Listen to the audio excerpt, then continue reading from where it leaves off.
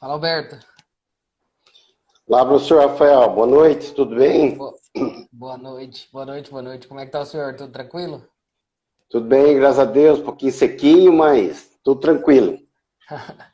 Essa época, o seco, eu acho que é para todo lugar, né, Alberto? A gente tava conversando sobre isso hoje à tarde, né? Mas parece que a situação aqui está pior porque a queimada do Pantanal, toda aquela fuligem, aquela fumaça chegou aqui na nossa região, né? Então dá a Nossa, impressão que vai chover, mas é nada, é tudo fuligem da queimada mesmo. É fumaça, uma né? pena, né? Muito, sim. Tá, é uma época bem ruim, né? Uma época triste. Tomara que passe mais rápido aí, comece as chuvas logo, né? A gente tem previsão de chuva aqui. Acho que na próxima semana por aqui já deve cair uma chuvinha. Vamos ver se sobra alguma coisa, porque nossa previsão aqui, se eu acho que é só daqui 2 semanas mesmo. Semana que É, vem também não tem previsão nenhuma, tá ruim. é. Não, tomara que chova logo, né? Alberto, eu queria primeiramente te agradecer por ter aceitado prontamente o convite, né? Assim que eu entrei em contato com o senhor, rapidinho a gente conseguiu acertar e agendar, né? Já faz tempo, né, Alberto? Acho que foi lá em junho, mais ou menos, né? Que a gente acertou. Mas eu fico honrado mesmo de poder ter esse momento aqui de bater um papo com o senhor e aprender um pouquinho sobre não só esses dois capins, mas vários outros capins, né? E falar um pouquinho do programa de melhoramento genético da Matsuda, que é importante, né, para a nossa pecuária já há alguns anos.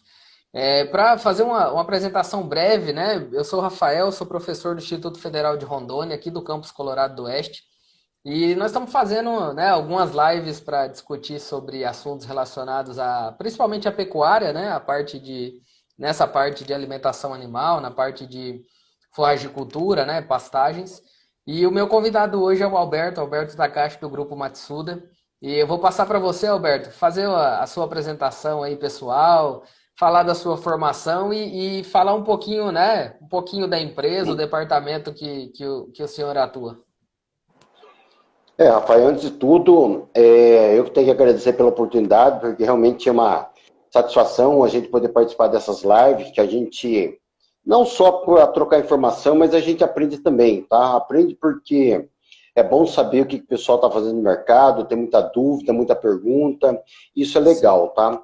Eu sou engenheiro agrônomo, é duro falar, mas formado lá em 87, né, há muitos anos atrás, no século passado, formei Sim, na Unesp, em Ilha Solteira, né, fiz alguns legal. cursos, algumas coisas de especialização, inclusive em forrageira, mas o pouco que a gente sabe, que ninguém sabe de tudo, né, foi no dia a dia. Eu já tenho quase 30 anos que trabalho na empresa Matsuda, né, eu sou Uhum. responsável técnico, 60% do meu tempo eu trabalho com exportação, dou a consultoria, assistência ao mercado de exportação. Hoje nós atuamos em 23 países, todo o continente americano, principalmente América Latina, né?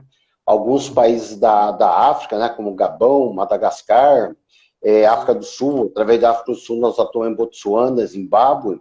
E alguns sim. países da Ásia, como Laos, Camboja, já chegamos a vender até para Okinawa, que é uma ilha que está no sul do Japão, da qual sou Aham, descendente. Meu pai veio dessa ilha, né? Que está bem a uns 2.000 quilômetros ao sul do Japão. aham. Costume, tradições, até o idioma nativo, que já não se fala mais, é diferente, né? Uhum. Mas é isso que a gente atua. E hoje também não sou pesquisador, já deixar bem claro no início, eu apenas coordeno o departamento de pesquisa e desenvolvimento, né? E Legal. ainda até hoje, eu também não sei porquê, que nós temos dois grandes profissionais, que é o Luciano e o Pedro Henrique, que trabalha no laboratório. Então, ainda hoje, eu sou responsável técnico pelo laboratório, tá? Então, Uhum. basicamente, esse é o meu trabalho dentro do Grupo Matsuda, que a gente vai poder, com muito prazer, falar um pouco aí para vocês, para todo mundo aí que tá nos acompanhando. Legal, Alberto. Eu mais uma vez agradeço e eu tenho certeza que a gente vai aprender bastante aqui hoje. Vamos poder bater um papo bem legal aí sobre esses e outros capins. Eu queria agradecer todo mundo que está assistindo a gente, né? Muito legal ter pessoas aí interessadas no que a gente está falando. E aí eu vou pedir para vocês o seguinte, pessoal, as perguntas vocês podem ir mandando, tá? Eu vou ficar com a cabeça baixa aqui às vezes porque eu estou com o computador aqui na frente. Eu vou registrando aqui essas perguntas para ir fazendo para o Alberto sempre que for possível encaixar no que a gente estiver discutindo. E o que não der para responder aqui, né, Alberto, durante o nosso papo, lá no final a gente tira um tempinho para responder essas perguntas. Quem quiser que a pergunta apareça aqui na tela, tem um botãozinho aí de interrogação, pode mandar a pergunta pelo botãozinho aí de interrogação que a gente vai tentando responder aqui também. Alberto, você já comentou um pouquinho sobre o grupo, né? O grupo Matsuda, a empresa que o senhor trabalha. E para começar o nosso bate-papo, só para situar o pessoal, nós vamos falar de uma forma geral, né, Alberto, do programa de melhoramento genético da Matsuda primeiro, e aí depois a gente vai falar do capim paredão e depois do capim braúna, né? Vamos dar uma conversada mais ou menos com esse roteirinho. Então eu queria que você falasse para a gente um pouquinho sobre o programa de melhoramento genético da Matsuda, quando começou, os principais capins que já foram colocados no mercado e também o que a gente pode esperar daqui para frente, né, com algumas novidades. O programa de pesquisa Matsuda sempre existiu, tá? Isso começou com o nosso saudoso Jorge Matsuda, que era o diretor-presidente da empresa. Ele é uma pessoa ímpar, né? Era uma pessoa que gostava muito dessa parte de pesquisa. E esse jeito dele trabalhar, esse jeito dele buscar inovação, criou o perfil da empresa até hoje, tá? Então, quem sempre fez a pesquisa dentro do Grupo Matsuda sempre foi o departamento técnico. Então, são vários técnicos no Brasil inteiro, e esse técnico diretamente participava desse programa de pesquisa. Tinha alguns convênios com o centro de pesquisa, tinha convênio com o instituto, com a universidade, e assim por diante.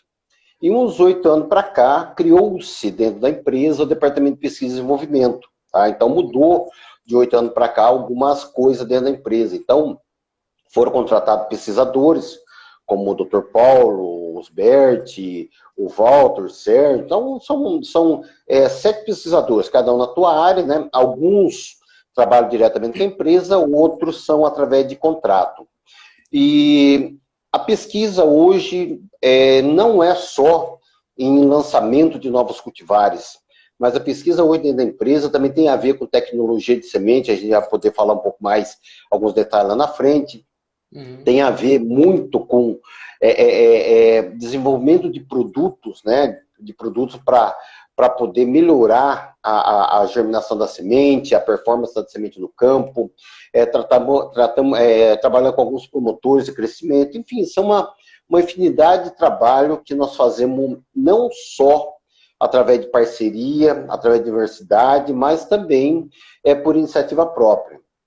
E hoje o departamento técnico, então, basicamente está focado em melhorar a qualidade da semente forrageira e buscar alternativas de novas forrageiras. Então, basicamente, esse é o departamento de pesquisa e desenvolvimento dentro da empresa, tá? Buscar essas novas tecnologias. Sim, Alberto, a gente sabe que as empresas que trabalham com melhoramento genético de plantas, né, de forma geral, não só de forrageiras, elas atuam com bancos de germoplasma, né? Com materiais que precisam ser buscados e precisam ser aprimorados. Como que surgiu, como que a Matsuda trabalha com banco de germoplasma? Desde o começo e como que ela vê isso hoje em dia, né? Explicar para o pessoal, primeiro, o que é o banco de germoplasma e para que ele serve no programa de melhoramento genético. Rafael, você tocou num ponto bem crítico, né? Porque você fazer um programa de melhoramento dentro de forrageira é uma coisa um pouco complicada. Por quê? Antes de falar em banco de germoplasma, tudo, o pessoal que está acompanhando deve ter conhecimento também, que a grande maioria das forrageiras que nós trabalhamos são plantas apomíticas. O que são plantas apomíticas? São aquelas plantas que ocorre a fecundação, só que não tem câmbio, não tem troca de gametas, tá? Então, todo o genótipo da planta que origina, a semente que origina, 100% vem da mãe. O grão de pólen serve só para estimular o processo de mitose dentro da flor feminina, Então, praticamente, o que nós temos é um sistema de clonagem. Então, o banco de germoplasma, ele é importante porque, através do banco de germoplasma, eu vou conseguir variação. Então, como é que você consegue variabilidade dentro do programa de melhoramento de forrageira? Primeiro, essa variabilidade você encontra no banco de germoplasma, que pode ter vindo de coleta, pode ter vindo de intercâmbio entre centros de pesquisa, pode ser coleta, enfim, tem uma diversidade muito grande. Outra opção de você buscar diversidade é você fazer cruzamento. Só que cruzamento são poucas. O centro de pesquisa, está aí o CIT a nível mundial, está aí a Embrapa aqui no Brasil, né, que possui a planta fêmea. A mãe, por exemplo, da braquiária, né, nós também temos, né, nós estamos começando agora esse processo, nós temos que ter a planta fêmea de pânico máximo, né, que a gente já tem pânico já há muito mais tempo. Outra forma de variabilidade, né, para você conseguir melhorar, é através de provocar certas mutações nas plantas. Então, como é que você consegue essa mutação? Através de estresse. Estresse de clima, temperatura, de umidade, você restringe a umidade, você aumenta a temperatura, baixa a temperatura. Você consegue essa mutação através de mutação química, mutação radioativa, enfim, uma infinidade. E não é difícil você conseguir a mutação. A grande dificuldade, desculpa, da mutação é você fixar aquela característica que você conseguiu. Por exemplo, eu tenho um brisantão, marandu, que ele é inteirinha pilosa. Aí eu provoquei uma mutação qualquer, eu consegui uma planta lisa. Então já é uma planta diferente. Só que manter essa característica dela lisa, a planta inteira, é difícil, porque a hora que eu colho semente dessa planta e planto, ela perde essa capacidade que ela mutou. Então isso aí que é um grande complicador. E o outro fator importante, de você conseguir variabilidade, que é uma das coisas que nós temos planejado aqui dentro da empresa, é fazer coleta. Porque o berço das maioria das forrageiras, andropógon, penicetum, pânico, braquiária, digitária, seja síncro, seja lá o que for, é a África. Não. Qual que é o grande problema da África? A África é um continente complicado. É um continente que tem problema social, um problema a África tem um problema civil, tem uma coisa complicadíssima. Porque a África, para quem não conhece a África é um continente tribal que foi colonizado pelos europeus, principalmente, e os europeus dividiram em países. Então, tribos inimigos ficaram no mesmo país, e tribos amigos ficaram em países diferentes. Então, o grande complicador social da África é justamente isso. Por isso tem, quando uma etnia toma conta, mata o resto, e assim por diante. Tá? Mas não é o caso. Mas, por exemplo, Zâmbia. Zâmbia é um país que a situação está mais ou menos calma, você consegue entrar, né? Tem um monte de requisito. Então, nós estamos em contato com a Universidade da Zâmbia, junto com o professor de floricultura, para tentar criar uma expedição para fazer coleta. Então, vou ficar um aqui ajeitando com o Ministério para poder trazer esse material e outra turma vai lá para fazer essa coleta, né? Então, pega alguém conhecido e aí metade do que coletar fica com a universidade, outra metade você traz. Então, é uma outra opção. Aí você fala do banco de germoplasma.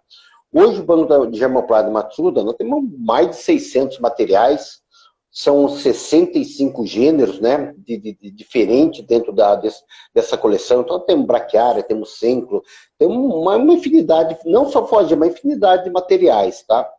E o grande valor do germoplasma, primeiro, é você ter a origem desse material. Não adianta ter uma braquiária se não você consiga comprovar de onde veio. Pô, isso aí veio de onde?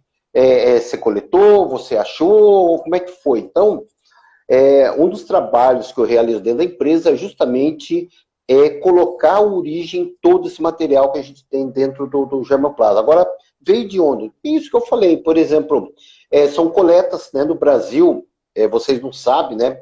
Vou até dar uma dica aqui para quem não sabe disso, mas na década de 80, aqui no estado de São Paulo, tinha um programa da Nestlé de melhoramento de plantas. Esse programa, a Nestlé dava semente forrageira para os cooperados, para os caras que eram fornecedor, e eles plantavam. Então, o que você faz? Você conhecendo a região, claro que nós não vamos falar onde é que é a região, né? Mas você sabendo mais onde é que é, você vai lá e coleta esses materiais que estão no campo. O próprio CIT, que é o Centro Internacional de Agricultura Tropical lá de Cali, da Colômbia, através de um programa chamado REAPT. Esse programa foi na década de 80, 90, que é Rede Internacional de Avaliação, né, de Avaliação de Pasto Tropical. E isso aí, a REAPT montou experimento no Brasil, montou experimento na Bolívia, montou experimento no Paraguai. Então, se você fizer um trabalho de investigação, trabalho de polícia mesmo, e você conseguir descobrir mais ou menos onde que está localizado essas parcerias experimentais, você consegue. Por isso, muitas vezes você está no campo, pô, tem uma braquiária um pouco diferente, essa aqui eu nunca vi aqui, mas por quê? Porque muitos anos atrás, estou falando de coisa de 30 anos atrás, aconteceu esse programa, tá? E tinha muitos centros que desapareceram, como o IRI, aqui no Matão, de estado de São Paulo, né? O próprio Instituto de Zootecnia, Instituto Agronômico de Campinas, IAPAR, todo esse instituto, antes da lei de produção de cultivares, trocavam o germoplasma. Hoje já não trocam mais, né? Que só é um valor, mas o banco de germoplasma é basicamente isso, são diversas espécies forrageiras que você mantém guardada que abastece o teu programa de pesquisa. Tá? Então, hoje, como falei, a Matsuda tem mais de 65 gêneros dentro do teu banco de germoplasma, são quase 150 espécies guardadas, né? Então, é um valor realmente inestimável que a gente tem como tesouro, vamos dizer assim, genético para manter esse programa de pesquisa aqui da empresa. Sim. Alberto, é muito legal ouvir, né, quem participa desse processo, digamos, de melhoramento, para a gente entender. Muitos de nós, né, que trabalhamos aí com pastagem, sabemos a importância que tem as forrageiras advindas da África, né, quase todas que nós utilizamos, mas é legal ver alguém que está no dia a dia trabalhando com isso para a gente entender mais ou menos, né, os mecanismos. E aproveitando isso, eu queria que o senhor falasse um pouquinho para a gente assim. O senhor falou sobre o banco de germoplasma, né? Então, digamos assim, uma coleção de plantas que está ali. E o que os melhoristas fazem? Eles vão até esse banco de germoplasma buscando, não é isso? Plantas que tenham características de interesse. O que os melhoristas buscam nessas plantas forrageiras lá no banco de germoplasma para depois colocar no mercado para o produtor? Né? E como que é esse processo daí de encontrar uma característica lá numa planta no banco de germoplasma até aquilo chegar no produtor, num saco de semente para o produtor lá na frente? Resumidamente, é claro, porque eu sei que isso aí daria um dia de bate-papo, né? Eu estava rindo, mas justamente isso, porque os pesquisadores, na verdade, não sabem o que vão fazer. Imagina, eu tenho 605 espécies lá dentro, tá? Só de braquiária são quase 200. Então, nós não sabemos, é impossível você conhecer características de cada um. Então, nós temos que começar a cortar a volta, nós temos que começar a maximizar, ter objetivo para você saber o que você vai fazer. Por exemplo, são vários, né? Mas vou te falar, por exemplo, o que a gente busca. Hoje, dentro da empresa, nós estamos buscando, por exemplo, forrageiras para clima semiárido. Forrageira que aguenta 300, 400 milímetros de chuva por ano, tá? Então, esse semiárido é uma extensão grande que precisa ser explorado. O outro lado, ao contrário, também é verdadeiro. Nós temos uma imensidão de hectares de terra com má drenagem, tá? No teu estado, aí em Rondônia a gente sabe o problema de morte súbita. Morte súbita nada mais do que má drenagem do solo e você plantar uma espécie forrageira que não está adaptada. Então, esse outro foco de pesquisa, buscar uma planta adaptada aos diversos níveis de drenagem, tá? Problema com saturação de água, problema de alagamento, problema de inundação e assim por diante, tá? E outro foco, né, dentro do programa de melhoramento é atender uma categoria, uma espécie animal pouco valorizado em termos de forrageira, que são os equinos, que são os ovinos, que são caprinos, e uma categoria que ninguém dá valor, que são os bezerros, tá? Então, imagina, em Rondônia tem uma bacia de leiteiro imenso. Então, onde hoje o agricultor coloca toda aquela bezerrada, tá? Vai ficar eternamente dando ração no coxo? Isso é inviável. O custo hoje é altíssimo. Então, os 3 focos são isso aí. Então, o que você faz?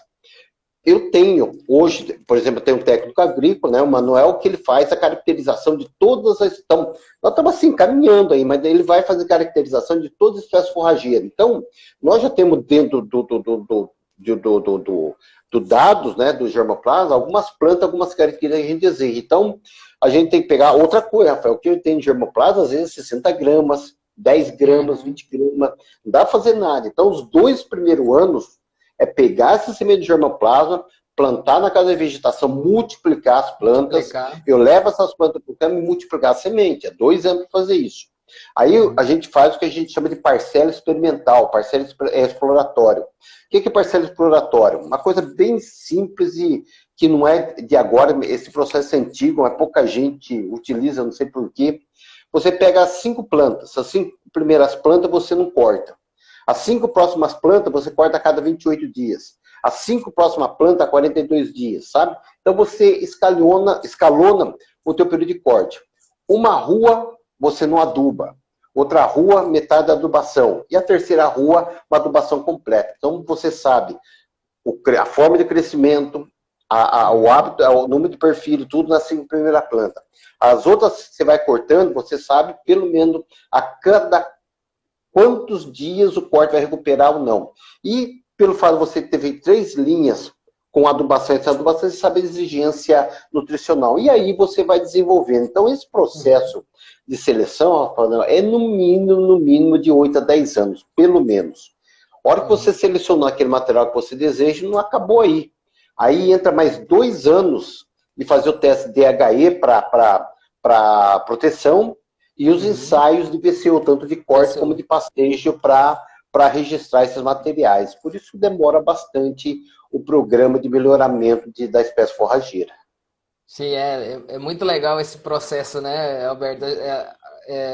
Quem compra um saco de semente ali na casa agropecuária, às vezes não tem noção de quanta tecnologia, né? Vamos falar em tecnologia, quanto de tecnologia que teve que ser empregado desde do conhecimento, né, técnico dos melhoristas, dos funcionários e toda a parte de produção, processamento desse material até chegar no mercado, né, Alberto? Eu particularmente, assim, eu não trabalho com melhoramento genético, tá, pessoal? Mas eu acho muito legal todo esse trabalho que tem que ser feito até que se desenvolva um cultivar que você possa levar esse cultivar para o produtor e falar, ó, esse capim tem um diferencial, né? Porque o VCU tem que demonstrar isso, né? Ele tem que ter algum diferencial que o coloque no mercado, né, Alberto? E o mais interessante, Rafael, é que mais de 80%, tá? Eu estou chutando bem baixo. Não dá em nada. Infelizmente, não é verdade, por isso eu tenho que ter vários programas caminhando junto, porque eu sei que 70%, 90% desse programa não vai dar em nada, são materiais que não tem aquele que a gente busca. Então, quando você tem de 10, 15 programas caminhando no campo e você consegue tirar um material com potencial de lançamento, rapaz, é uma alegria que você nem imagina, tá? Então, além de você não saber o que você está buscando, porque teu banco de germoplasma você não conhece ele 100%, e aí por isso que é importante ter foco, você tem que afunilar teu objetivo, tá? Então, quando você consegue umas plantas com essas características, é importante, porque você sabe que daquele montante lá é muito pequeno, a porcentagem vai dar certo. Agora, outra coisa que é importante, o pessoal teu de campo, Rafael, tem que ser bom, tem que ser muito bom pelo seguinte... Às vezes, eu já tive, por exemplo, um funcionário de campo, ele falou, Takashi, você está falando que essa planta não serve, mas isso aqui não dá boa cobertura. Um exemplo, tinha uma braquiária que ele não passava de 15 centímetros de altura. Aí ele falou, pô, mas eu vejo esse trator tudo roçando beira de estrada, por que tu não explora esse mercado? É um mercado importante. Eu tinha, por exemplo, um pânico de crescimento extremamente ereto, tá? Crescia muito, muito grande, mas... Falou, pai, isso aqui para pisoteio não serve. Aí o cara falou, pô, mas e para corte? E para silagem, né? É um outro olho que você tem que ter para buscar. Então, o mais difícil que o pessoal comer não é selecionar. O mais difícil no programa de melhoramento é você descartar. Sabe? Você olha, pô, esse material acho que é bom, vamos segurar mais um pouquinho, sabe? Então, o descarte é cruel, não é fácil, não. Sim. Eu imagino, não sei, né? Eu não passei por isso, mas eu imagino só de ouvir o senhor falar. E já que o senhor falou do programa de melhoramento genético, antes da gente entrar e focar no paredão e no Braúna, cita pra gente aí alguns capins, né, importantes, digamos assim, que a Matsuda já colocou no mercado. Rafael, Vamos ver. eu vou até pedir licença para usar minha cola aqui, que são vários, tá? Então, Sim. você tem uma ideia, o primeiro capim que nós lançamos, tenho anotado aqui, foi em 1993, foi a Dictioneura. A Sim. Dictionary que vocês usam muito, muito aí em Rondônia, tá? Em Rondônia É uma inteira. das melhores opções que você tem, principalmente para cavalo, tá? Em solo de média a baixa fertilidade. Aqui uma dica. Pasto para cavalo é diferente de piquete para cavalo. Quando o cara fala, eu quero pasto para cavalo, você quer pasto ou quer piquete? Porque pasto Sim. para cavalo, você pode escolher um monte. Agora, piquete para cavalo é complicado. Porque Uhum. piquete para cavalo tem que aguentar desaforo. Você tem um boi doente, você põe onde? Piquete de cavalo. Você comprou uma bezerrada, você põe onde? Piquete de cavalo. Você tem uma vaca mojando, tá onde? Piquete de cavalo. Sabe? Então, é piquete de cavalo diferente de pasto para cavalo. Então, Sim. piquete para cavalo tem que aguentar desaforo. Então, Dictioneiro está em uma boa opção. Aí depois vem MG4 e assim por diante, tá? Mas no total, só para você ter uma ideia do que eu estava falando, nós temos hoje lançado 14 cultivares, tá? Então, é uma umidícola, 2 capim-elefante, uma setária, 3 brisanta, 2 leguminosas, 4 pânico e um andropógon. Só para você ter uma ideia. Então, isso é o que está comercialmente. Uhum. Nós temos registrado, mas nós não lançamos mais 17 materiais. Tá? Então, eu tenho 9 leguminosas, mais 2 andropógos, mais 2 setárias, 2 centro e 2 vegetárias. Tá? Então, um exemplo aqui de um programa que deu errado. Pra você ter uma ideia, eu tenho 9 leguminosas. Tá? Isso foi no ano 2000, onde tinha uma febre de leguminosa. Uhum. Nós selecionamos guanduca, lopogônio, centrosema, galáctea e soja perene.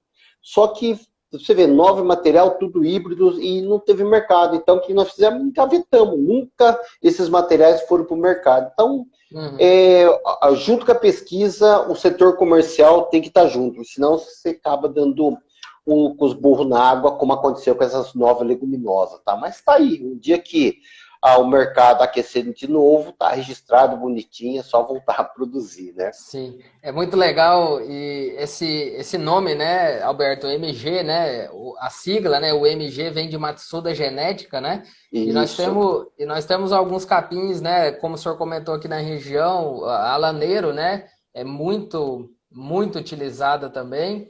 E o Charaé, o MG5, né, junto com a Laneiro, são capins semelhantes ao Charaés, ao Toledo, né? E são capins muito conhecidos, né? E tem uma genética desenvolvida por vocês e hoje, né, muita gente usa no dia a dia esses materiais e com certeza o laneiro, né, é um dos capins mais utilizados, né? Quando a gente pega aqui em Rondônia, nessas áreas que nós temos muita área alagada ou encharcada, é um capim muito utilizado, né, Alberto? Isso é um motivo até de orgulho, né? Pra você ter uma ideia, a dictioneira, a ilhaneira bastante difundida em solos de baixa qualidade, Aham, MG5, né? O Charaés, o Toledo aí, é onde tem a aham, morte súbita, né? E aí sim, depois tem a Braúna, para a região mais seca, o Paredão, que nós vamos falar daqui a pouco com alta produção. isso. E também, na tua área, que você está mais no Cone Sul, nós estamos começando a promover muito a MG4 para a área de integração, tá? Tem um Uhum, procedimento bem prostrado, não é tão sim. exigente o solo, né? E dá uma Uhum. boa palhada, tá? Então, são alguns materiais que estão no mercado e que vêm se destacando. E ela desseca bem, né? MG4 também, né, Alberto? Desseca É, a mais Rosés, fácil do que outros capins, né? não, a Rosés você usa a média de 1,5 litro por hectare, né? A Aham, MG4 vai precisar de 2,5 litros. A pior de todo para dissecar, mas que tem dado excelentes resultados na área de integração, principalmente aqui em São Paulo, Paraná, já começando a testar no Mato Grosso do Sul, junto com a Fundação MS, é a uhum, MG5.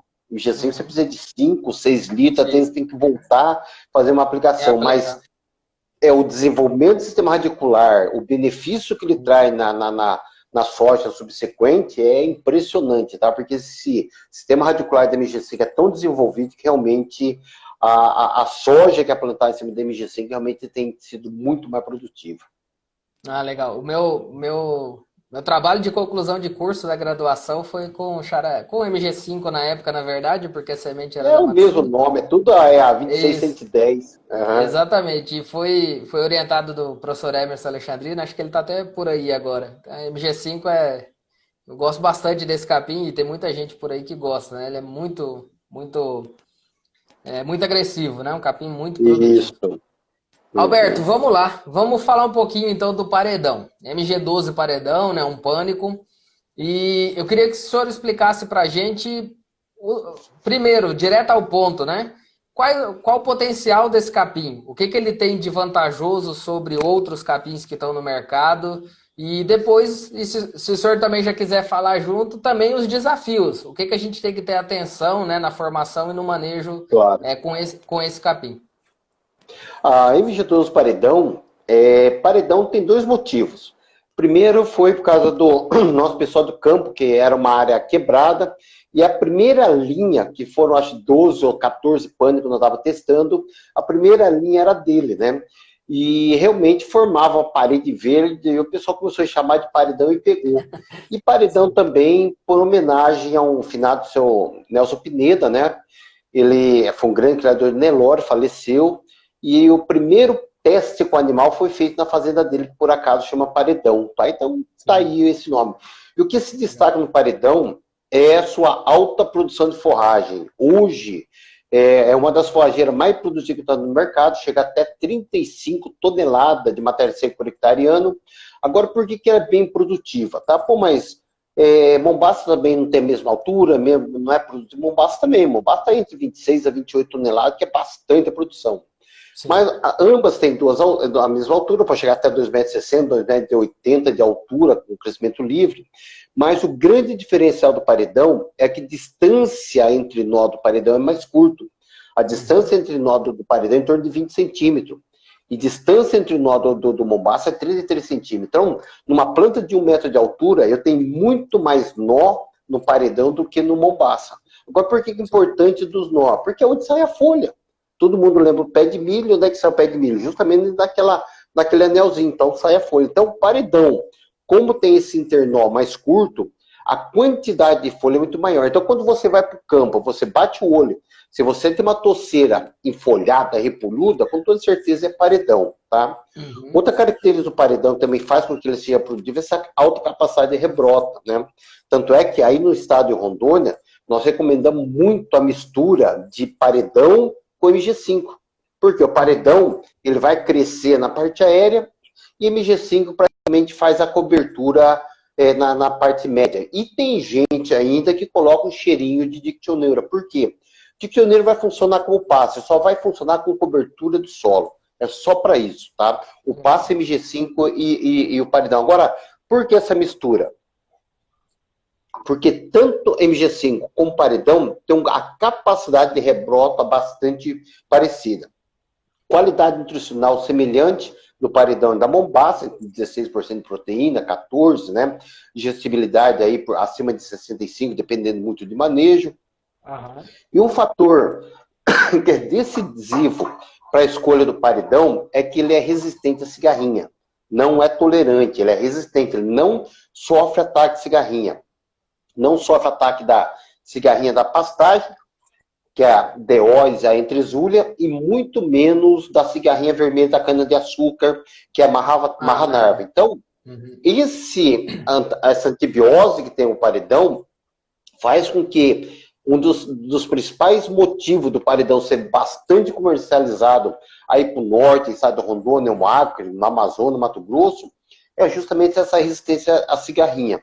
E outra vantagem do paredão, que solo com uma drenagem, solos com mais ou menos aí com 20, 30, 35 dias de umidade, ele tolera sem problema nenhum, tá? Então, por isso, em alguns locais tem morte súbita, ele tem sido plantado junto com o midico, junto com a dictioneira, para poder suprir essa deficiência aí. Aí você Legal. falou, mas o cuidado, né? Qual que é o Aham. cuidado que você tem que ter com o paredão? É um pânico máximo, E como todo pânico máximo é bastante exigente de fertilidade, então você tem que fazer obrigatoriamente uma coleta de solo, mandar para um laboratório teu de confiança, ver o resultado, ver a necessidade de calagem, ver a necessidade de adubação, mas não se esqueça, tá? Não para por aí. Aí depois, anualmente, tem que fazer adubação de manutenção. Não tem jeito, tá? E o paredão, hoje, em termos de porcentagem de venda, claro que Mombaça vende muito mais, mas dentro da empresa é um dos capins que mais tem aumentado a venda nesses últimos anos, o Rafael. Sim. Ô, Alberto, você comentou sobre esse garrinho, acho que é um ponto crucial, né? Às vezes, no momento de escolha, né, da forrageira, você optar por esse capim, principalmente em áreas que são muito... que sofrem muito com cigarrinha. E eu queria fazer uma pergunta, aproveitar. O senhor comentou que ele tem os entrenós, né? Os entrenós mais curtos, então ele lança folhas mais próximas, né? Digamos assim. Vocês observam no dia a dia do manejo, né? Uma facilidade maior, ou uma flexibilidade maior de manejo no paredão. Em relação ao Mombaça, por exemplo, que é um pouco mais agressivo na altura, ele é um pouco mais flexível e aí mais fácil talvez da gente trabalhar num sistema alternado, né? Só alternando piquetes para deixar um tempo maior o gado no piquete, né? Com o gado de corte, por exemplo. Vocês observam isso, Alberto? Ah, claro que sim, Rafael. Veja bem, quando você tem uma maior porcentagem de folha, é muito mais fácil você trabalhar, tá? Agora, se você errou o manejo, nunca inventa, tá? Passa uma roçadeira, começa tudo de novo, tá? Que é muito mais simples. Qual que é a recomendação?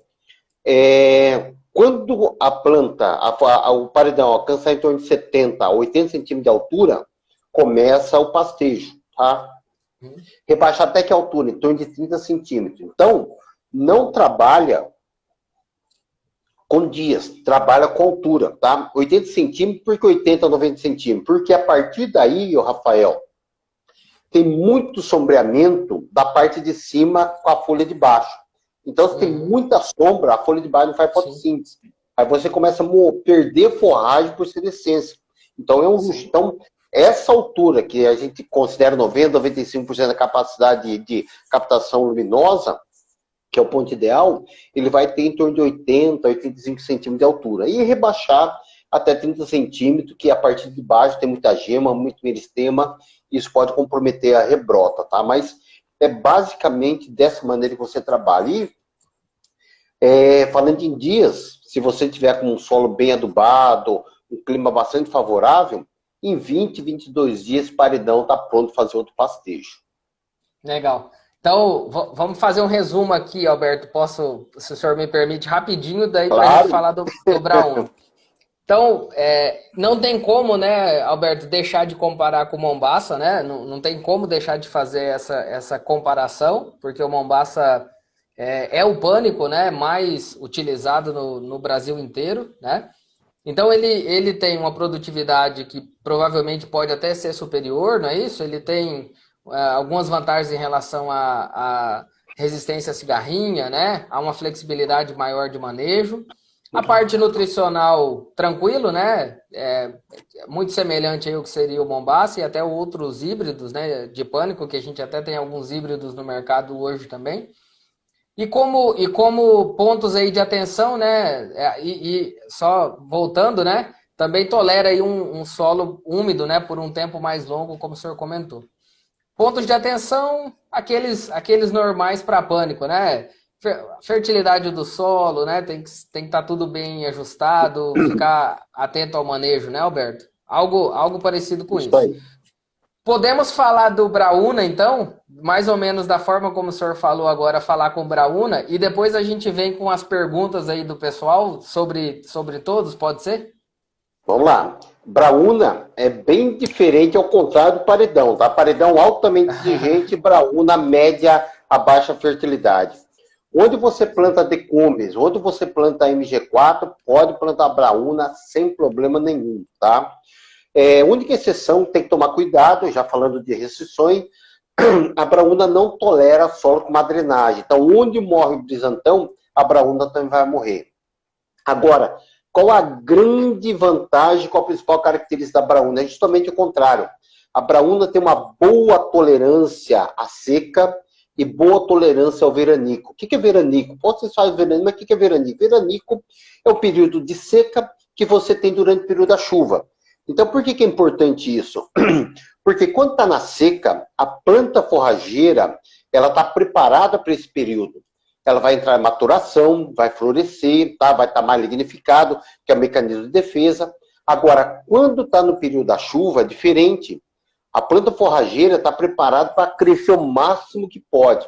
Então, está fazendo mais fotossíntese, está usando mais de nutrientes. Aí vem um período de 20, 15 dias sem chuva, o que acontece? A planta sente muito mais, tá? Porque ela não está preparada para isso. Então, a braúna, ela tem essa característica dela tolerar tanto esse veranico como o período da seca. Então, local de muita umidade, solo encharcado, a braúna não vai. Agora, período seco realmente é tolera. Então, nós temos casos aí na região de Paraná, o Carlos Lira, né, que é um grande amigo, um grande cliente, ele teve lá um piquete de braúna com quase 60, 50 dias, com 0, 0, 0 de chuva, e a braúna tolerou. Como é que você identifica a braúna? Primeiro, folha estreita e talo extremamente fino. O talo da braúna é mais fino do que o talo da umidícola, só para você ter uma ideia, tá? Então isso favorece muito ao manejo desse material. Crescimento prostrado, quer dizer, igual a decum, fecha bem o solo, tá?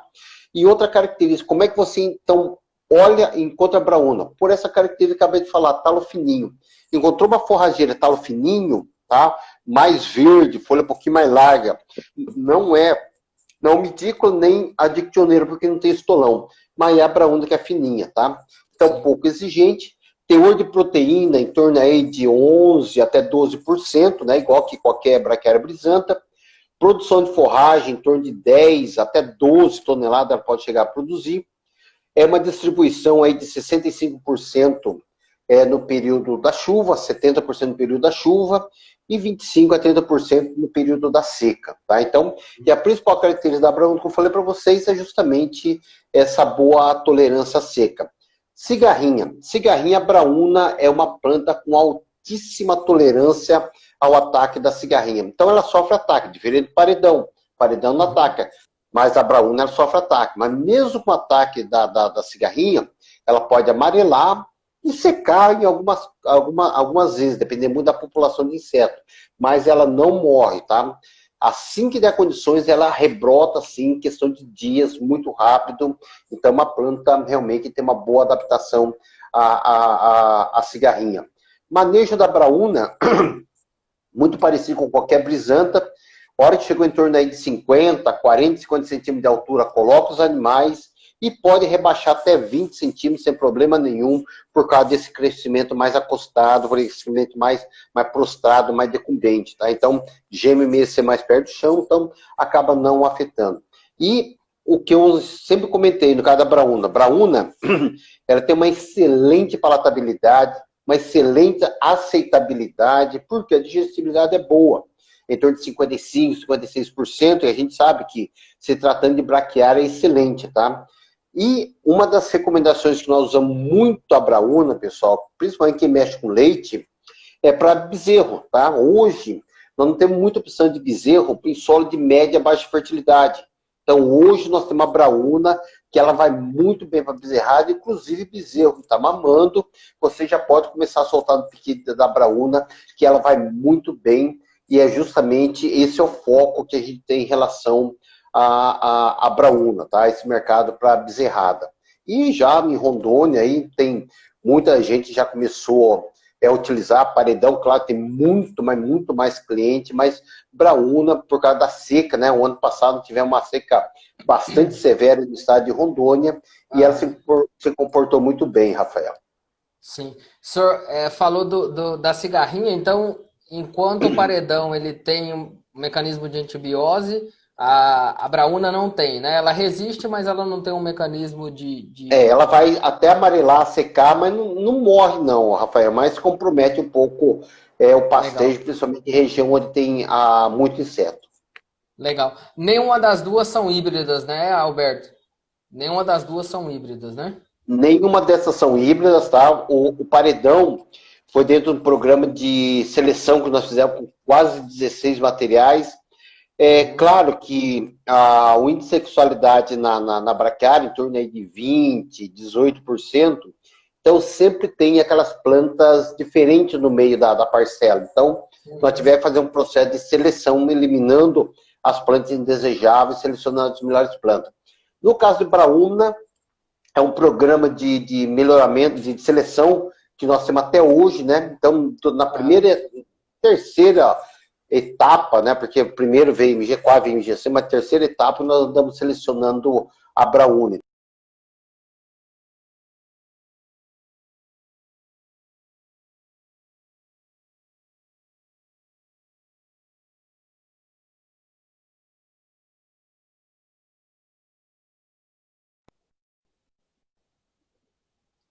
Alô?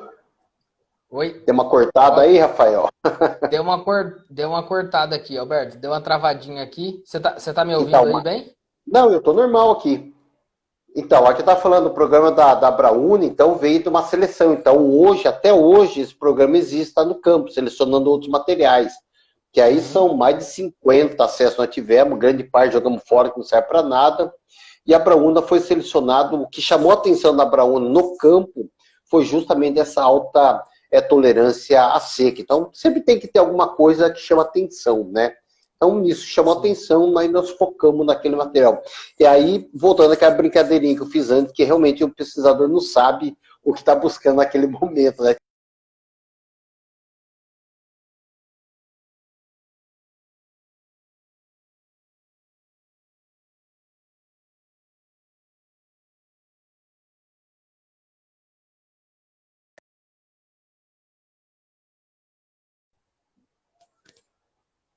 Rafael, você está aí?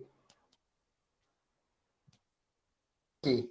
Não sei se o pessoal tá ouvindo bem a gente. Aqui deu uma travadinha novamente aqui. O meu tá normal aqui, ô Rafael. É, o meu Tá? Mas então, mas deu o que eu uma estou falando travadinha. só voltando ao programa de seleção, então foi isso. Sempre Aham, tem que ter alguma característica que chama a atenção do pesquisador a nível de campo, né? sim. Alberto, a gente pode ir para responder então algumas perguntas aqui? Pode ser? Vamos lá, vamos lá. Tem algumas perguntas aqui. É, eu vou começar, vou começar aqui com essa pergunta, tá até na tela aí o Júnior, eu acho, fez a pergunta. O senhor comentou sobre eu vou ler aqui, tá? O senhor comentou a respeito Ah, do por favor. do consórcio de MG12 paredão com MG5, né? E aí ele comenta aqui que pelo paredão ser um pouco mais palatável, né, do que o MG5, é mais aceitável às vezes pelo animal, como é que fica aí o manejo, né, nesse tipo de sistema? O que você tem para dizer para nós? Ô, Joana, essa foi boa. Realmente você tem razão. O gado é um dos animais mais seletivos que nós temos na natureza.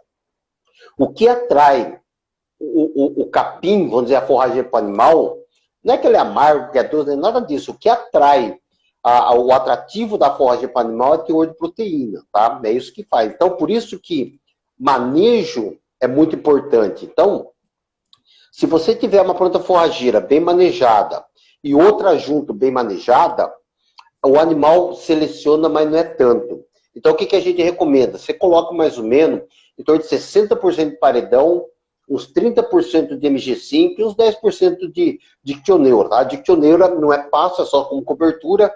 E o que acontece? Quando você maneja o paredão a 80 centímetros, o animal, se você tiver, por exemplo, um animal de engorda, ele pode comer as ponteiras da folha do paredão. Aí você pode colocar um outro lote, você pode entrar com a vacada. Então a vacada vai começar a aproveitar as ponteiras de folha da MG5. E a ponteira da folha da MG5 é muito parecido com a parte baixeira da folha do paredão, entendeu? A Uhum. dinâmica do processo, então, isso aí facilita muito o pastejo. Vai ter seletividade? Vai, mas isso você consegue acertar com carga animal, beleza? Se tiver alguma dúvida, dá um alô pra gente que a gente pode detalhar mais alguns aspectos aí. Legal. Ô Alberto, nós temos aqui algumas perguntas, mas eu estou percebendo que está dando uma travada aqui, até alguns aí, alguém que está assistindo comentou, está dando uma travadinha.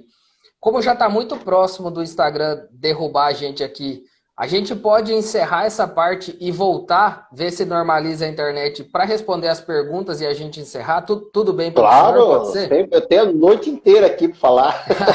Então, Beleza, ó, vamos. só para deixar, só para deixar registrado aqui, ó, tá anotado aqui as perguntas, ó, do professor Emerson, Edmar, Matheus, Flávio, Gustavo, Wildinei, Rodrigo, do Farinati e do Esperoto. Tem todas essas perguntas aqui. Aí a gente encerra aqui, retorna e vamos responder essas perguntas. Tranquilo? Beleza. Aí Valeu. talvez a internet melhore e ajuda a gente aqui. Tá? Eu vou A minha encerrar aqui tá aqui. normal, ó. Então, vai lá, vamos lá. Pois é, vamos encerrar e voltar, ver se melhora um pouquinho. Valeu, pessoal. Já retorno. Vamos lá. Alberto, vamos lá. Eu vou repassar algumas informações aqui para vocês e a gente vai trocando uma ideia, tá bom? Primeira pergunta aqui, Alberto. O professor Emerson Alexandrino, lá da UFT, de Tocantins, ele não é sobre o paredão nem o Brauna, ele comentou que gosta muito do Andropogon, mas ele não está conseguindo sementes, eu acho, do Andropogon da Matsuda. Como que está a produção de sementes desse material aí? Nós temos o campo de produção de semente é a MG7 Tupã, tá? É uma planta de porte mais baixo, folha mais larga, ciclo mais longo. O campo de produção nós temos é lá em Guarda-Mor. Guarda-Mor é norte de Minas, tá? Nós temos 60 hectares lá com o produtor e ele colheu normal, tá? Agora, tem que ficar de olho, porque o grande problema é que o Tupã foi lançado no ano 2016 e nós tivemos uma seca muito grande aquele ano, nós perdemos tanto a Tupã como a Tijuca. Só que quando você perde o campo de produção de espécies comerciais, o que você faz? Perdeu o brisantão, você vai pegar outro semente de brisantão, replanta aquela área e vai embora. Agora, Tupã e Tijuca, nós perdemos a área e não tinha mais semente. Tá? A gente tinha que pegar semente genética e reproduzir, porque perdeu, não tem mais jeito. Tá? Então, nós demoramos quase 2 anos para a gente recuperar esse material e plantar novamente a semente. Né? Então, mas tem semente sim, tá? Procura o nosso representante aí mais perto, né? Nós temos a Matsuda aí em Goianira, em Goiás, o pessoal deve ter semente lá, né? Assim, eu não sei muito a parte comercial, mas eu visitei esse campo de produção, né? E realmente estava tranquilo, eram 60 hectares lá em Guarda-Mor, de um produtor que produziu, Eduardo, que produziu essa semente aí, tá ok? Alberto, deixa eu aproveitar e engatar uma outra perguntinha aqui, minha mesmo, sobre o MG11, né, o Tijuca. Como que tá a produção de sementes desse capim também? O capim que é fácil encontrar semente dele aí no mercado? Tijuca, né? Já acabou. Você tem uma ideia, o pessoal reclama, pô, mas vocês não aumentam. Ó, você tem uma ideia, esse ano foi comercializado mais de 80 toneladas de semente de Tijuca, tá? Porque agora, por que vende muita Tijuca? Tijuca é uma setária, ela tolera muito encharcamento, pode ficar lá 60, 90 dias dentro d'água. Vantagem em relação ao midícola, que é o concorrente direto. Semente não tem dormência, semente Tijuca. Analisei um lote aí, está com 88% de viabilidade, com 5 dias já está com quase 30% de germinação, 90% de pureza. Então, é uma semente que germina rápido, diferente da almidícola que tem dormência. E outra vantagem da almidícola é que a almidícola tem 3, 4% de proteína, a Tijuca pode ir lá para quase 9%. Tá? Então, essas são vantagens.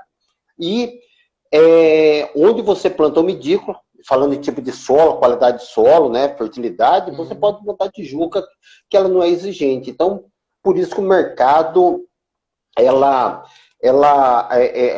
procura muito rápido. Tanto é que eu estou preparando já, esse ano vou conseguir mais uns 3, 4 hectares, nós vamos lançar a Euforia. Euforia é uma setária que nós lançamos junto com a Tijuca. Só que como a Tijuca nós temos maior quantidade de semente, né, semente Sim. básica para poder fazer semente comercial, nós lançamos a Tijuca. Então tinha pouco da Euforia. Mas a Euforia é uma setária também, já está registrada, já está protegida no mesmo ano, em 2016, lá da Tijuca. Só que nós tivemos interesse de vender essa espécie, né, para quem quisesse comprar, mas nós resolvemos lançar. Então esse ano estou fazendo 3 hectares dessa da MG9 Euforia, e aí nós vamos.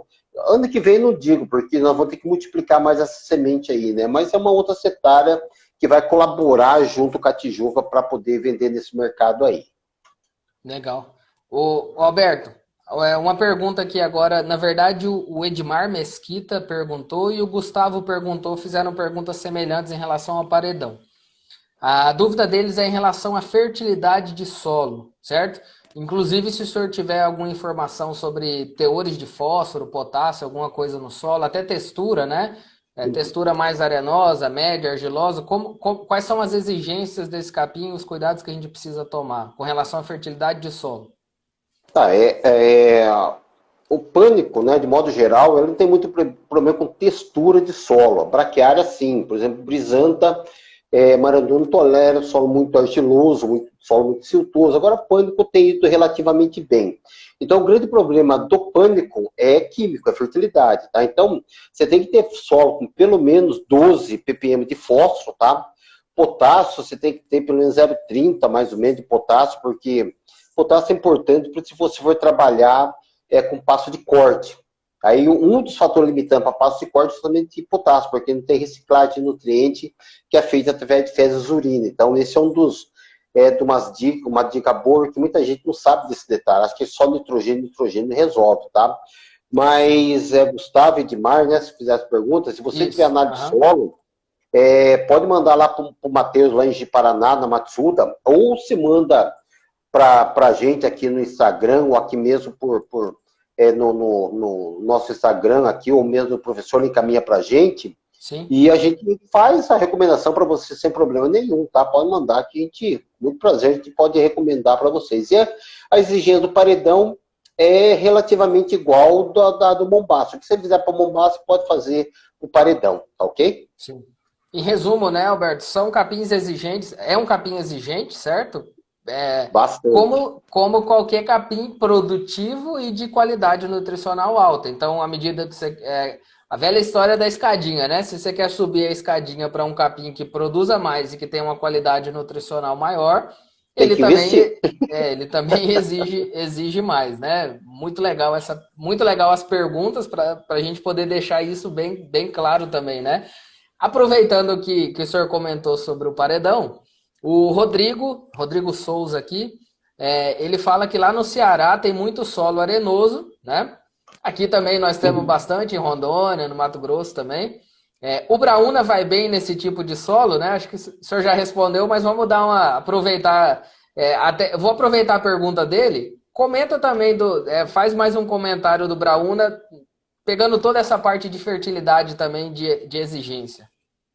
Ó, a Braúna realmente é um capim, né, para solo de média a baixa fertilidade. Então, referência, onde você planta decumbens, onde você planta a MG4, você pode plantar a Braúna sem problema nenhum. Pode ser plantado em solo arenoso, sim, tá? Tranquilo, sem problema nenhum, que ele vai muito bem, tá? Só assim uma informação, no Ceará, lá para frente lá de Juazeiro do Norte, né? Que é a cidade do Crato, e para frente do Crato tem Farias Brito, dá uns 100 quilômetros, 80 quilômetros. E lá em Farias Brito é sertão, né? Apesar de ter sido Mata Atlântica lá, tem uma reserva lá no alto do Crato, você vê essa diferença, mas é seco lá. E é onde a gente tem experimento com os dois sencros, tanto o sencro cetígero, né? Que é o agreste, como sencros ciliares, que é o caatinga. Nós estamos fazendo o experimento de adaptação naquela região lá. Então, o Ceará está aí participando diretamente dessa avaliação com esses novos forrageiros. Mas, complementando aí, então, Braúna pode se plantar em solo arenoso e não é tão exigente em fertilidade. Tá ok? Legal, muito, muito legal. Alberto, o Rodrigo Vieira faz uma pergunta bem legal aqui. Ele pergunta, o senhor já comentou do colmo, né?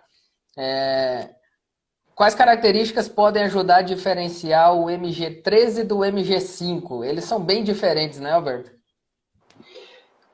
Totalmente diferente, tá? A MG5, talo grosso, talo vigoroso, folha bem grosso, né?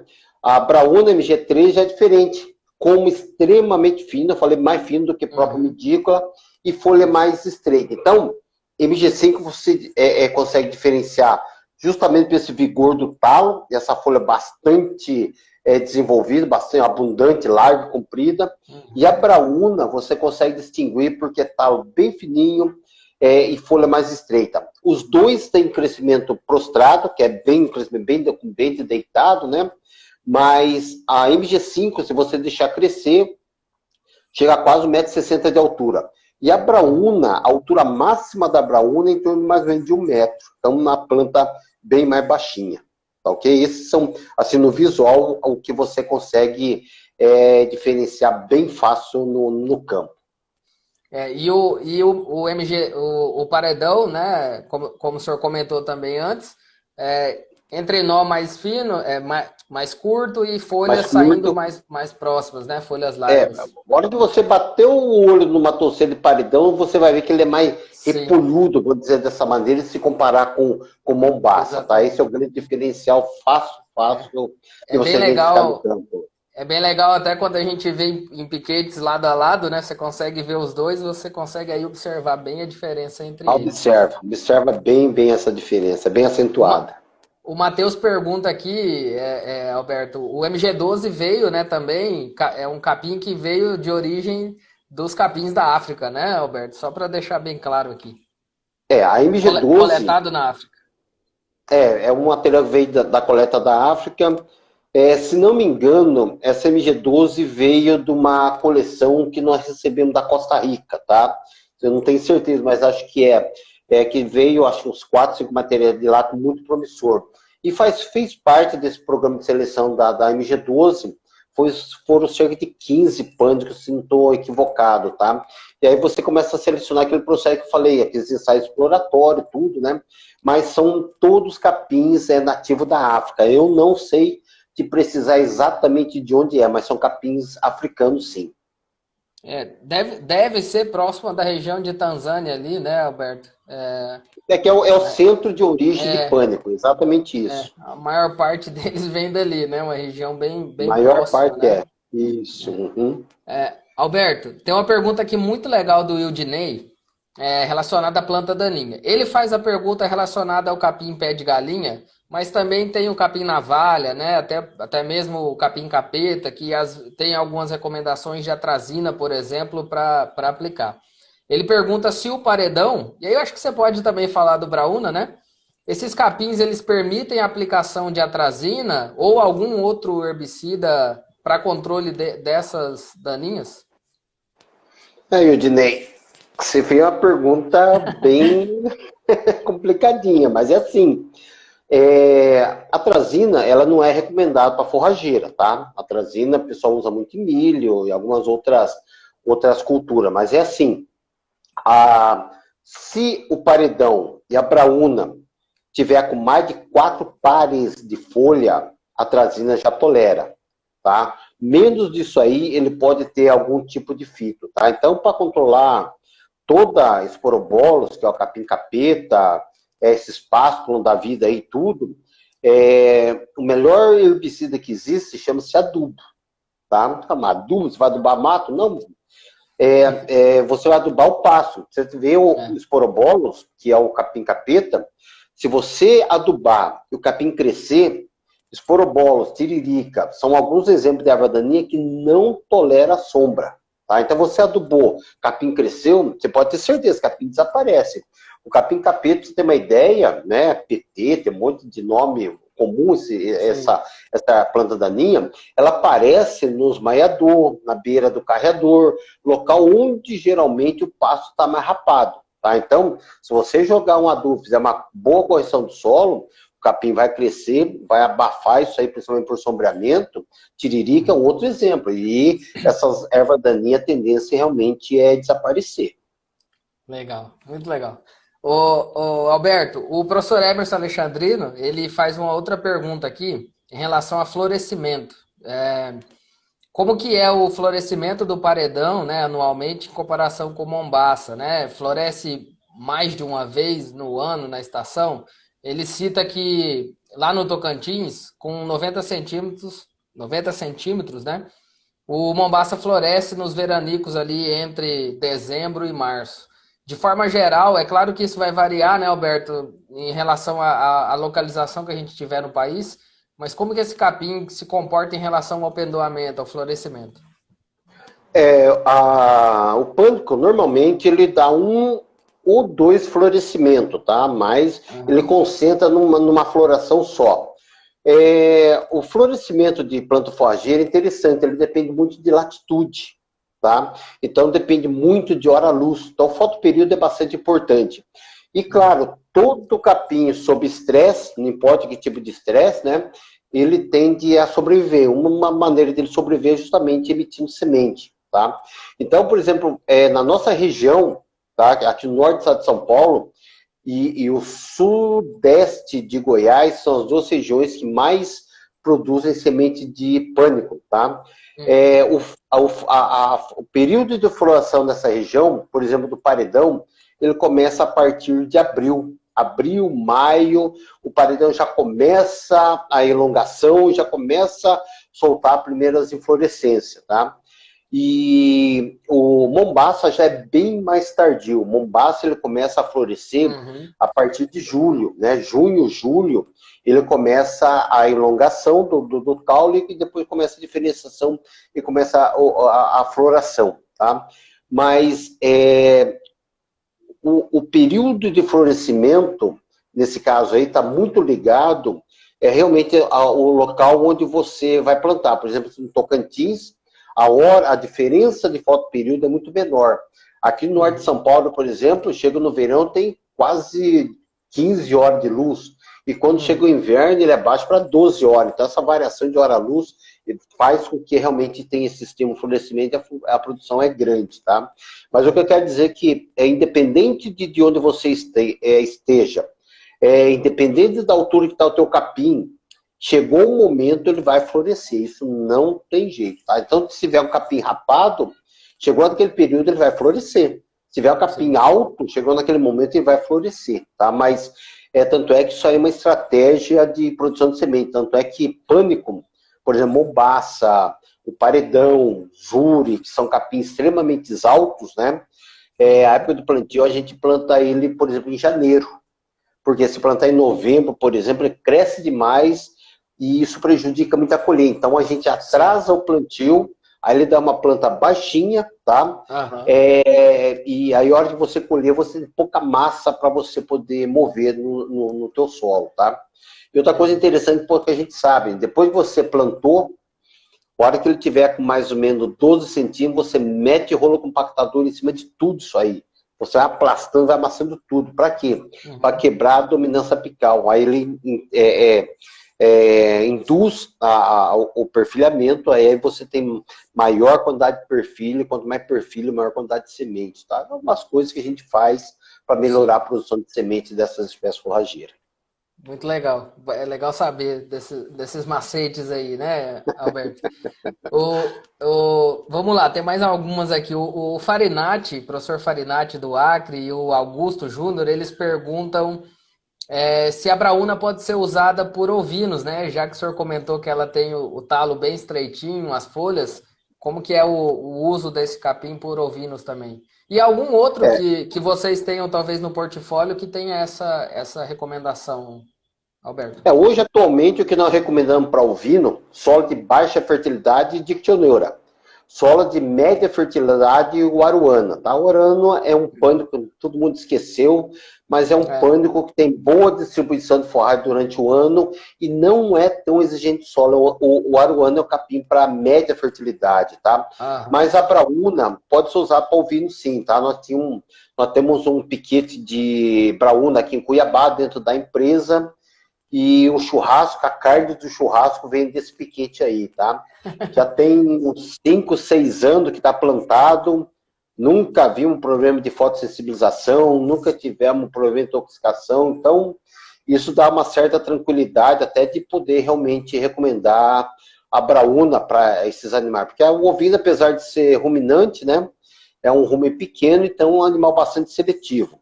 O que nós não recomendamos para a braúna, que muita gente pergunta, é se serve para cavalo, tá? Mas infelizmente para cavalo não dá certo.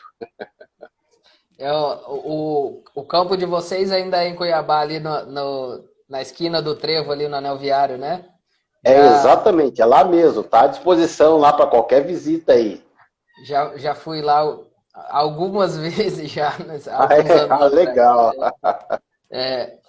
Aproveitando que o senhor falou sobre cavalo, Alberto, o Glauber, né, o veterinário aqui, colega nosso também, a tijuca pode ser utilizada para cavalos? Como é que fica? Sem Tranquilo? problema nenhum, tá? Tijuca serve para cavalo, pode comer tranquilo, porque um dos cuidados que nós temos que ter com a tijuca é essa sua alta palatabilidade, tá? Se você não tomar cuidado com o manejo, o animal leva ele até lá embaixo e isso acaba te comprometendo a capacidade de rebrota, tá? Então tem que ter muito cuidado. Mas tijuca serve para capivara, serve para anta. Estou até brincando, porque uma das primeiras áreas que nós fizemos foi aqui na Fazenda União, em Pontes de Lacerda. E até briguei com o gerente, falou, caramba, o Marcelo já pedi várias vezes você tirar os animais dessa área, o Passo Vive, rapaz, fala, cara, tem culpa. Os animais retirei faz mais de meses. O problema são os animais, os bichos que vão comer, sabe? Então é interessante estou até brincando, mas é que a palatabilidade realmente da tijuca é muito boa e a fibra dela é muito digerível, tá? E muita gente tem essa pergunta por causa de oxalato, tá? Uma das características da tijuca é que a casangula, os níveis de oxalato era 4, 5, né? E da tijuca é abaixo de 2. Então, porque não tem como zerar, né? Mas 12 é praticamente zero. Não tem problema de oxalato, não tem problema de deficiência de cálcio, cara inchada, nada. Pode ser utilizado para cavalo sem problema nenhum. O problema da braúna com o cavalo é o oxalato, Alberto? Oxalato de cálcio? O animal não aceita a braúna. Deve ter alguma componente na tijuca que tem nas braquiárias que não é agradável aos animais, tá? Já pusemos lá na braúna não pusemos lá para ver, mas o animal, os cavalos não consomem. Interessante. Algo para ser estudado, né? Talvez aí alguém que tiver interesse nessa área faz aí uma tese de doutorado nesse assunto, deve ser informação legal, né, Alberto? Então, aí se quiser uma dica, nós temos uma digitária que, deixa eu ver que até eu não lembro bem o número dela, tá? É a Digitaris Multi MG17 Orion, tá? Essa Digitaris Multi, ela é muito parecida com uma estrela. Tem até problema não, tem até antocianina, né? Talo folha arroxeado, né? Para substituir Tifton, Coscross, estrela, com a vantagem que produz semente, tá? E o grande problema, tanto da Digitária como do Cencro, é semente.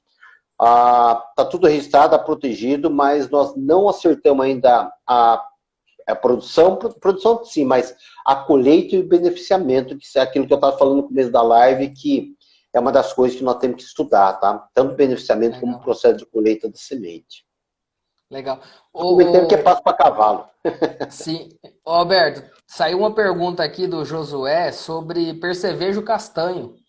Como que tanto a braúna quanto o paredão tem algum problema com esse inseto?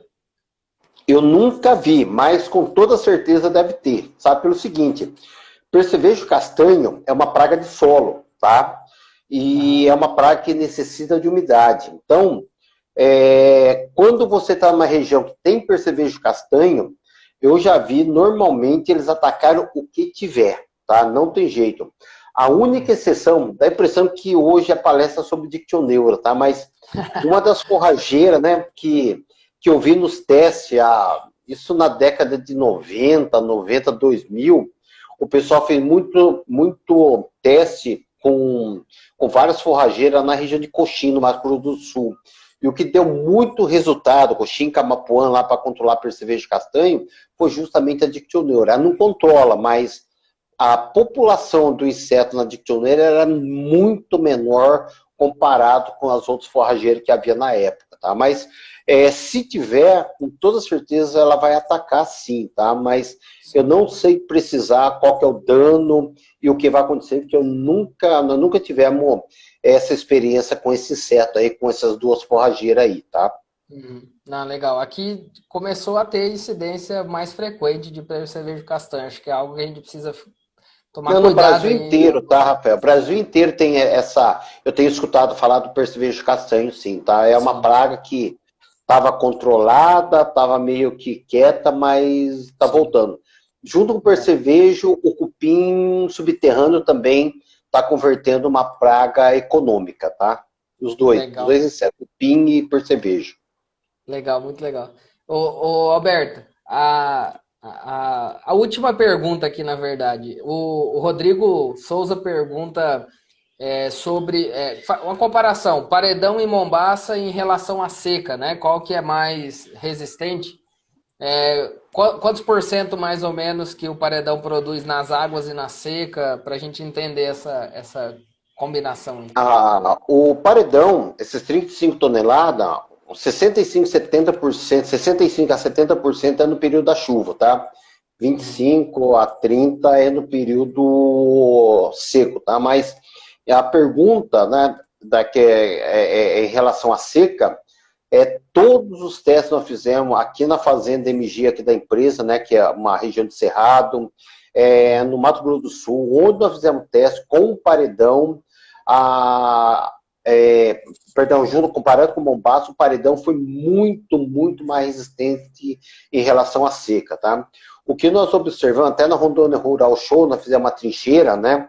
O último Sim, Rondônia Rural Show que ocorreu ano passado, né? O sistema radicular do paredão é extremamente desenvolvido e a quantidade de raiz realmente é uma coisa fantástica. Então, eu acredito, pelos poucos estudos que nós fizemos, mas isso é notório, né? Esse desenvolvimento do sistema radicular faz com que o paredão realmente tenha essa maior capacidade. Então, se você comparar Mombaça e paredão, o paredão vai ficar muito mais verde durante mais tempo do que o Mombaça, com toda certeza. entendi. Essa relação vocês já têm, até o Ivan pergunta aqui, né, em relação ao Quênia, ou até mesmo o Zuri, que são capins mais recentes, né, colocados no mercado pela Embrapa, o Tamani também. Vocês também mantêm mais ou menos essa mesma relação que se faz com o Mombaça? Ou esses outros capins também têm um potencial parecido com o paredão? O senhor Não, chegou. são todos capins excelentes, né? Por exemplo, o Zuri foi lançado para substituir a Tanzânia, tá? Então você pode ver Sim, até que nos folhetos de lançamento do Zuri, é que muita gente faz confusão. O pessoal quer comparar o Zuri com o Mombaça, não tem nada a ver, tá? Se você for ver o ano do lançamento, o Zuri foi lançado para substituir o Tanzânia, que tinha muito problema de fungo, aquelas manchas sim, foliar causado pelo uhum, fungo bipolar. Então, o sim, Tanzânia é altamente susceptível, aí veio o Zuri. Então, o cara fala, como é que Embrapa lança um capim que é menos produzido que Mombaça? Ele lançou porque não é com Mombaça que ele comparou, foi com Tanzânia, tá? Agora, o Quênia, Tamani, né, é, que vieram depois, eu tenho sim, pouco conhecimento, mas o Tamani é o capim de porte baixo, né? porte baixo. Então, eu acredito para quem for trabalhar com cavalo, fazer uma boa adubação, que pelo que eu tenho lido é Sim, bastante exigente, é uma opção boa, porque tamanho praticamente é só folha, né? Um capim de porte uhum, baixinho, mas eu acho que vai funcionar bem.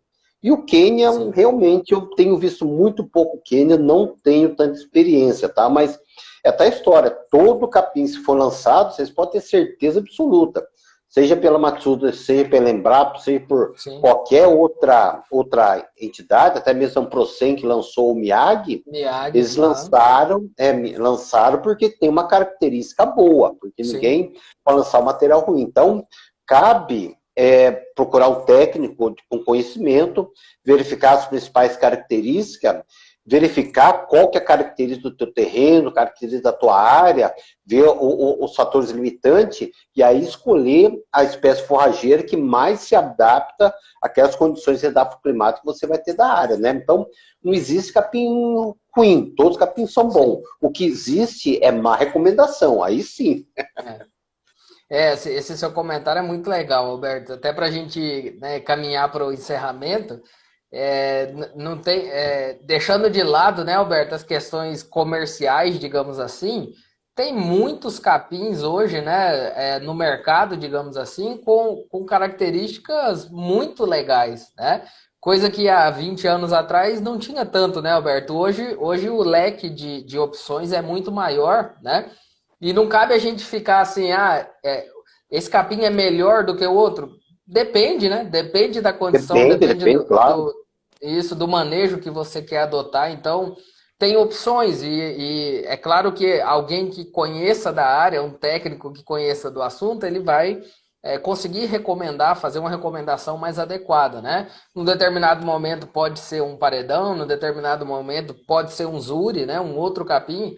Isso acho que independe do aspecto comercial, o importante é a gente entender, né?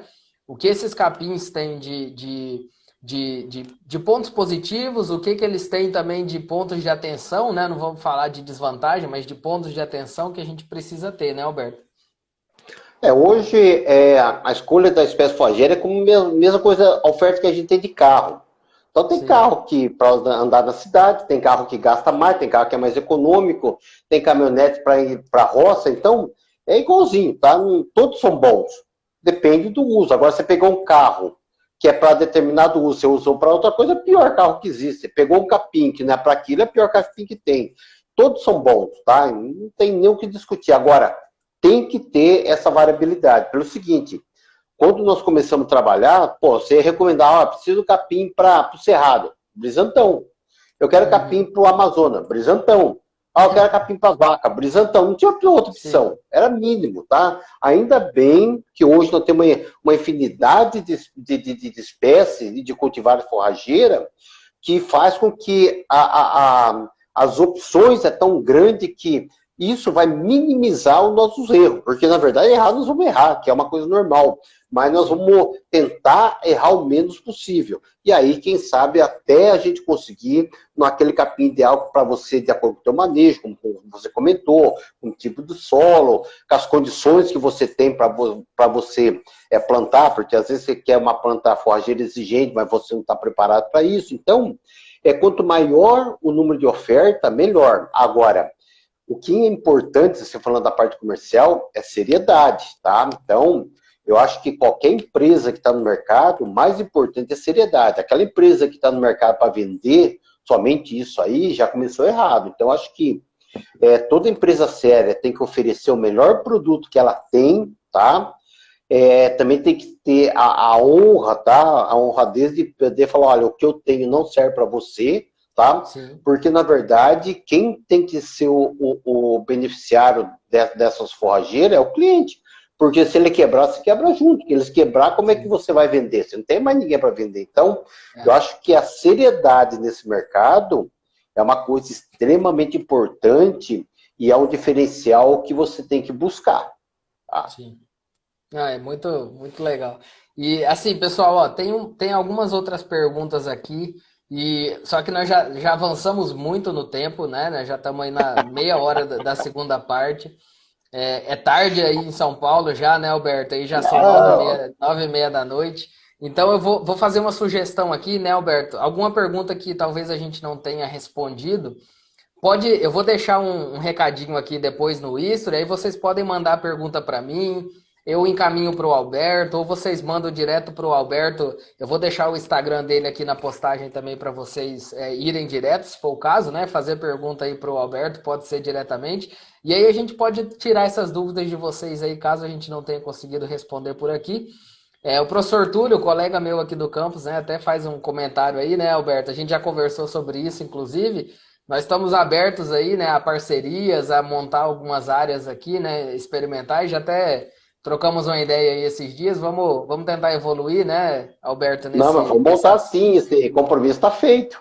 Isso, vamos montar aí alguma coisa aqui, pelo menos algo demonstrativo, né? Algo que a gente consiga desenvolver algum sistema, reforçar, né, essa parceria e também trazer esses materiais para. Nós temos uma função, né, além dos nossos alunos, né, que estão no dia a dia no campus, né? Mas também levar isso, de Certo. certa forma, para os produtores, né, daqui da nossa região. Então é importante ter essas forrageiras à disposição para eles conhecerem, né, para eles verem também, produzindo um pouquinho de informação. Para a gente encerrar, Alberto, eu vou passar a palavra para o senhor para fazer o encerramento com uma pergunta aqui da Denise. Ela pergunta assim: quais as novidades que a Matsuda Genética tem aí para os próximos anos? Aí o senhor pode responder a pergunta e a gente caminha para encerrar. Tá bom, antes de encerrar então e responder a pergunta, agradecer aí principalmente a paciência do pessoal, porque ficar escutando caboclo até 1h10, tanto tempo não é Verdade. fácil não, tá? Mas muito obrigado mesmo pela oportunidade de a gente poder estar aqui batendo papo, tá? Mas e colocar a gente à disposição. E em relação à novidade, Denise, nós temos muitas novidades, porque realmente o trabalho que a gente vem fazendo é muito grande, tá? Então, como havia comentado, nós temos 2 forrageiras extremamente adaptadas à região de semiárido. Uma das forrageiras, que é o Agreste, ele tolera até 300 milímetros de chuva por ano. Nós temos 2 digitárias, uma tolerou até 2 graus abaixo de zero, e 42 graus no mesmo ano, que, resumindo, é um mercado, um capim pro sul do país. Uma outra digitária para cavalo, e algumas novidades que a gente não tem problema nenhum comentar, mas eu tenho um pânico máximo para solos alagados, tá? Então, isso aí é um prazer, a gente pode até mandar para você, Rafael, tá? É o PM455, né?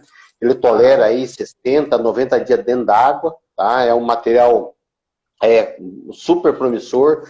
Nós estamos em fase final de avaliação, tá?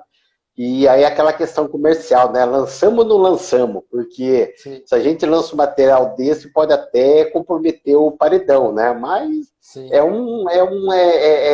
isso faz parte do mercado, tá? Então, essa é uma das novidades, né? Recentemente lançamos o Ares 2, que é um capim para o sul do país. É um capim tropical, mas por acaso ele tolerou 19 geadas no ano, ele queima, mas rebrota. E tanto é que já não tem mais semente, 130 e poucas toneladas de semente que nós tínhamos, já acabou tudo, tá? Graças a Deus, porque é um mercado bem focado, né? Então, nós começamos a fazer algumas avaliações. Eu tenho, por exemplo, braquiárias que produzem óleos essenciais. Então, nós estamos testando para controle de nematóide, controle de inseto. Então, são uma infinidade de opções. E outro mercado que nós vamos evoluir é um pânico para corte, tá? Um pânico para corte. A gente tem um pânico com alto potencial. E assim, na verdade, quem dita muitas regras para o que nós vamos fazer são vocês, são o mercado. E de acordo com o mercado, tiver potencial, a gente vai pesquisar, a gente vai buscar sim, tá? Isso não tem nem a dúvida, tá? Então, já encerrando, Rafael, foi um grande prazer estar aí com vocês, tá? Colocar não só o departamento técnico, mas toda a empresa à disposição de vocês. Nós estamos sediados aí em Rondônia, além de Paraná, com a Agro Sementes, né? Nós temos um engenheiro agrônomo aí, o Matheus Daré, que sempre está prestando consultoria no estado inteiro aí, e através dele, né, eu coloco todo o departamento técnico à disposição de vocês, tá? Então, Rafael, muito obrigado, foi um grande prazer aí estar com vocês nesse tempo todo aí. Que isso, Alberto, eu que agradeço e para mim assim foi sensacional o bate-papo que nós tivemos, a quantidade de informações que você trouxe para a gente. Muito legal as dúvidas, né, do pessoal, muitas dúvidas pontuais e que, né, ajudaram a gente a fazer esse bate-papo bem legal, né, de dúvidas muito pertinentes sobre esses capins e outros capins que a gente acabou conversando também. Então, para mim foi fantástico, foi muito legal. Agradeço demais por ter gastado um pouquinho do tempo do senhor aqui com a gente. E com certeza a gente vai avançar nessa parceria aí. Vamos colocar alguma coisa aqui para a gente para a gente firmar isso daí e ter essas informações também aqui em Rondônia, né? Informações que a gente pode gerar dentro da instituição. Alberto, obrigado mesmo pela presença. Pessoal, quem está presente aí até agora, muito obrigado a todo mundo. Obrigado mesmo por acompanhar. Semana que vem tem mais, né? E aí fica de olho aí, qualquer dúvida, manda pra gente que a gente vai respondendo vocês. Um abração para todo mundo. Alberto, um abraço. Valeu, gente. Até mais, até a próxima. Obrigado aí, valeu.